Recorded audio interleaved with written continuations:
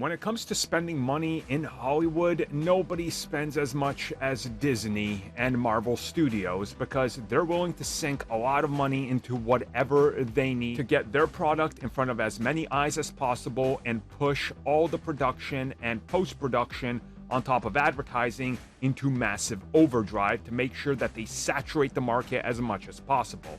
But what's going to happen with Deadpool?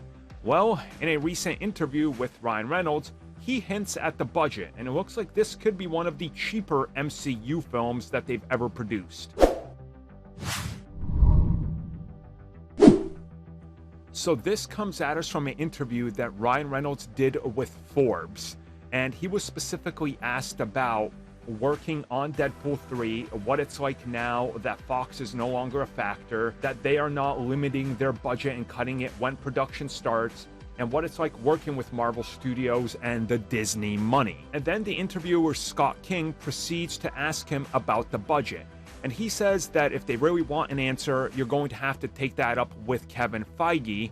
But he does mention that Deadpool originally was made for $58 million when it came to its production. Now, famously, you guys will probably remember that they cut $10 million of the budget of Deadpool the first day of shooting. And the first day of shooting, they were doing the sequence on the highway.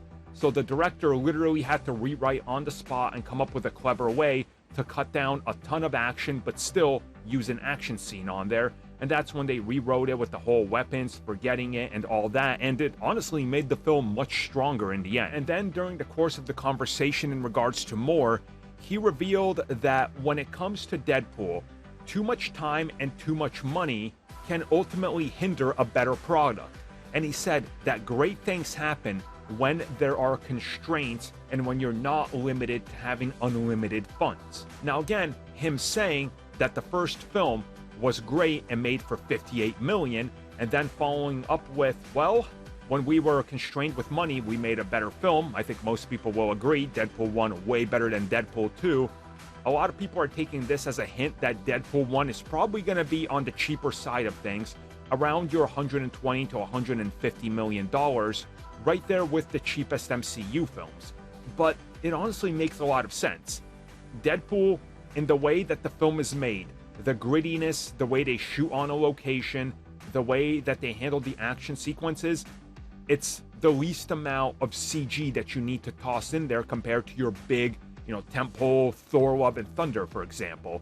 So it kind of makes a lot of sense. And I think if they go back and limit them and say, hey, you guys only have this much, we're not going to spend more, use it creatively, they are going to come up with something that's far better in the end than anything else. Again, Deadpool 1 was cut massively, multiple times. It started as 100 million, then down to 80, then 70, then finally 58. So in the end, it really didn't hold them back at all. They made a stronger film with less money. Deadpool 2 doubled the budget, and we got Deadpool 2.